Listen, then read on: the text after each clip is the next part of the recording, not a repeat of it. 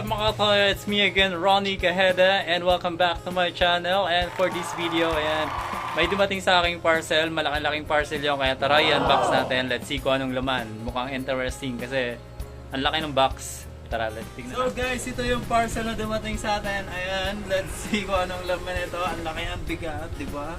Palaki na ng palaki ang ating ina-unbox. Dati napakaliit lang, pero ngayon eto na siya. Nakuha ko to guys nung 11/11 sa Shopee. Napakamura na ng pagkakabili ko nito, kaya grab ko na yung opportunity, diba? Sayang naman. Ayan. So tara, buksan na natin yan. Unboxing using the scissor. Paggamit ng scissor, please be careful. Alright? So guys, ayan, i-start na natin buksan ang ating parcel mula kay Shopee. Ayan, napakalaki at napakaganda rin naman ang packaging. Ayan, lobas na ang karton. So excited to see.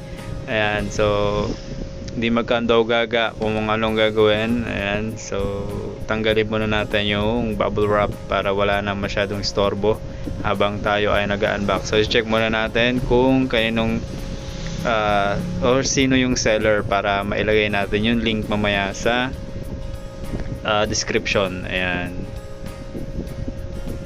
So ayan na guys, bubuksan na natin. Tadaan! So ayan na guys, bukas na ang ating parcel. So ayan, isa-isay na natin yung laman. Ayan, yung armrest. Ayan, dalawang armrest. Siyempre dalawa yan. Tapos ayan, yung mga tools, gulong. Tapos ayan yung para sa ilalim sa upuan. Sa footrest naman yan. Tapos ayan yung pinaka base ng upuan. Tapos ayan yung para sa likuran, yung sa sandalan yan.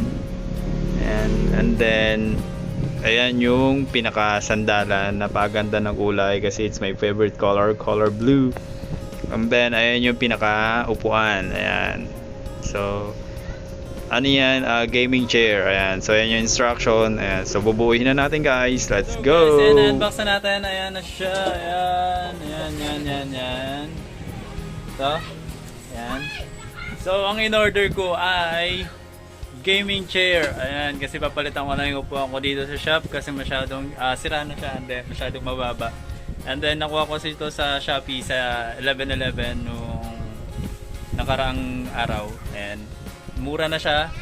Kaya tara, i-assemble na natin yan. Tara, samahan nyo ako mag-assemble kasi hindi ako marunong. Titignan ko na lang instruction kung paano siya gawin. Kaya so ayan guys, tignan na natin yung instruction. Let's go! Ayan, assemble na natin. Magmamaalam lang pero hindi talaga marunong. So syempre, ayan, tanggalin muna natin ng balot ang ating upuan, yung pinaka base. Syempre yun ang unahin natin. At yun naman talaga ang first na gagawin. And then syempre, ayan, tanggalin natin, kabit natin ang mga gulong. Tapos kabit na rin natin dyan yung pinaka bracket or yung pinaka lagayan ng upuan. Ayan, so kabit muna natin yung mga apat na wheels. Ayan, nagmamaalam lang. So guys, sa pag-assemble nito, kahit hindi ka marunong, may instruction naman. Napakadali niyang gawin, pero syempre may instruction naman guys. Susundan nyo lang kung anong sinasabi ng instruction, yung step by step. So ayan, check muna, then lalagay natin yan. Yan yung pinaka-nilalagyan ng pinakaupuan talaga. Ayan, yun yung tumataas baba pag pinipindot ka sa gilid. So ayan, check lang na instruction dahil di naman tayo marunong mag-assemble niya. Kasi tumagwa tayo na mag-assemble, ayan, so pag-aralan na lang natin kasi naman magbayad pa tayo na mag-assemble niyan. So basic lang naman daw sabi dun sa instruction. So ayan, kakabit na natin yung pinaka upuan. Ayan, so ayan. So ayan, ikakabit natin yan. Nung una, ayan, di ko alam kung paano, pero yung pala, tatanggalin mo yung mga tornilyo na yan, yung para may kabit mo yung pinaka, ayan, yung pinipindot yan sa gilid para tumaas o bumaba at sumandal or mag-incline yung pinaka upuan or pinaka sandalan. So ayan, baklas tornilyo. Ayan. Tapos ayan, baklasin lang lahat ng tornilyo dyan para may kabit natin yung bracket na yon. Bracket ba tawag doon? I don't know. So ayan, let's try. Ayan, ikakabit naman natin ngayon. After natin baklasin, ikakabit na ulit natin yung tornilyo, pero at this time, ayan, nakakabit na yung pinaka bracket ng upuan or yung mga kinembular ng upuan. Charot. Ayan, buti na lang di sumusungaw si Junjun dahil nakikita ang aking legs. Buti na lang na medyo may sigip ang aking brief dyan. Charot. Ayan. So ayan, back to operation tayo. Ayan, so higpitan lang natin yung pagkakabit para naman hindi magbaklas-baklas pag ako umupo na dahil may kabigatan na rin tayo. Ayan, so tibayan natin ang ating gawa. Ayan. So ganun lang guys. Ayan, just continue what you're doing. Ayan, so higpit-higpit lang ng tornilyo. And then the next gagawin, ayan, so ayan, nahirapan ako dyan sa paggawa nyan. Hindi ko alam kung paano. Yung pala may tatanggalin kang tornilyo sa gilid para matanggal yung pinaka lock and lock nya. And then ayan, tatanggalin mo ulit yung tornilyo na yan para may kabit naman tong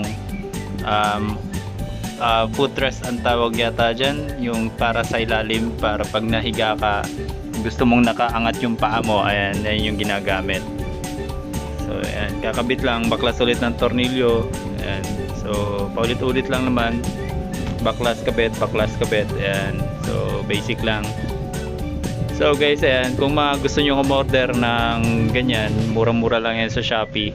I don't know ngayon yung presyo niya kasi nung nakuha ko yan nung 11/11, naka-sale siya. 1 hour sale lang yan nung nakuha ko. So grab ko na yung opportunity daw. Yeah, charot lang. Pero ayan nga, inabangan ko talaga yan kasi nga sira na yung upuan ko dito sa shop namin. Ayan, sumungaw. Buti talaga hindi sumusungaw si Junjun eh. Panay buka ka, walang pakialam sa'yo. Basta makapag-assemble lang eh. Ayan, so ayan, kakabit na natin yung pinaka, ayun ba yung lusutan nung bakal na yung stainless na yun para sa footrest. Ayan. Nakalimutan ko yung pangalan ng seller pero ayan, mamaya ilalagay ko na lang yan sa description guys pag upload ko na yung video. Ayan, yung vlog na to. Ayan, so higpitan lang natin yung tornilyo na yan. Medyo nahirapan ako yan kasi hindi ako sanay.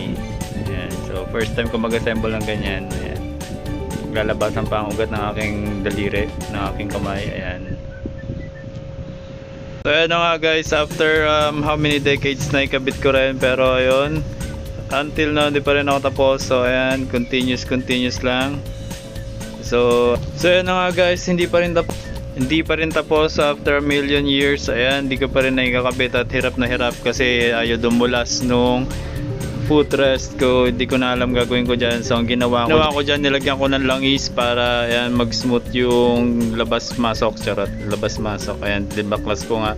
Hindi ko alam gagawin ko dyan, lintik na yan. So since ako lang naman kasi nag-assemble, ayan, so make your own way. Ayan, so papatong na natin yung pinakaupuan. Ayan, yung saluhan. Ayan, so kakabit naman natin ngayon. Pag-iisip mo paano ikakabit yung bakal na yan. Ayun yung para sa sandalan yan. Ayan, so baklas ulit ng tornilyo sa likuran ng sandalan para may kabit natin yung bakal na yung kanina, para may shoot na natin siya dun sa pinakasandalan para mabuo na natin yung pinakaupuan talaga, yung ating gaming chair. Ayan.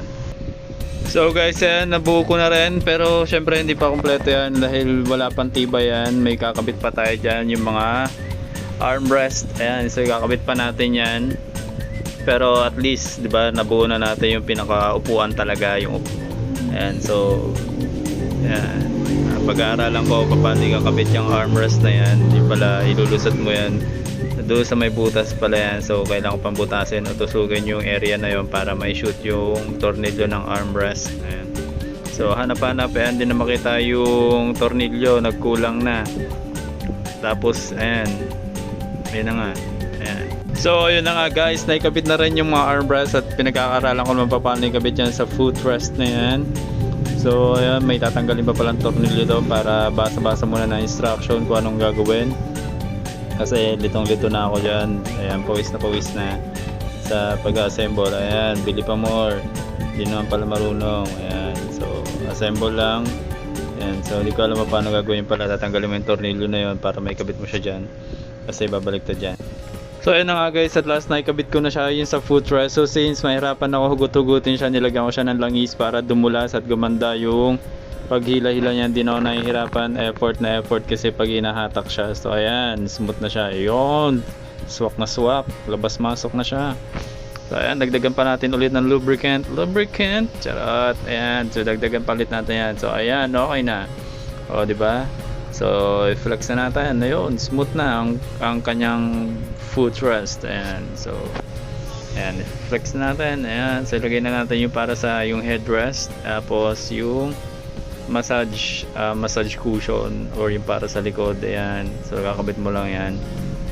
Di ba ang ganda ng kulay, blue. So ayan, mali pa yung kapag kakabit mo ang tanga, hindi marunong. Ayan, so ayan, mo ang tanga, so mali nga. Ayaw kasi basahan yung instruction kung paano yung kinakabit yan. So ayan, mali yung mga gago. So ayan, pag-aralan mo muna, boy. So ayan, sige, sok kahit mali yan. Ayan, oy, mali ang ginagawa mo. O, mali talaga. Ayun, di mo malaman sa may kakabit. Ayun, tumama rin sa wakas. Sa taas pala yun, sa taas na butas pala yun ilulusot yung para sa massage cushion na yan. Yan, so yan, okay na. Ayun.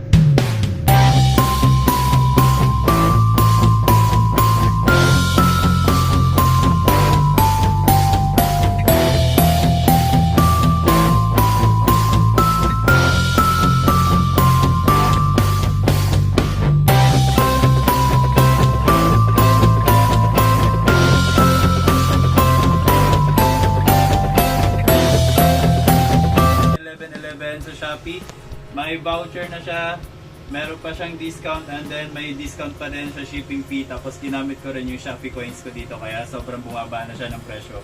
And thank you so much, and shout out pala sa Team Lifestyle.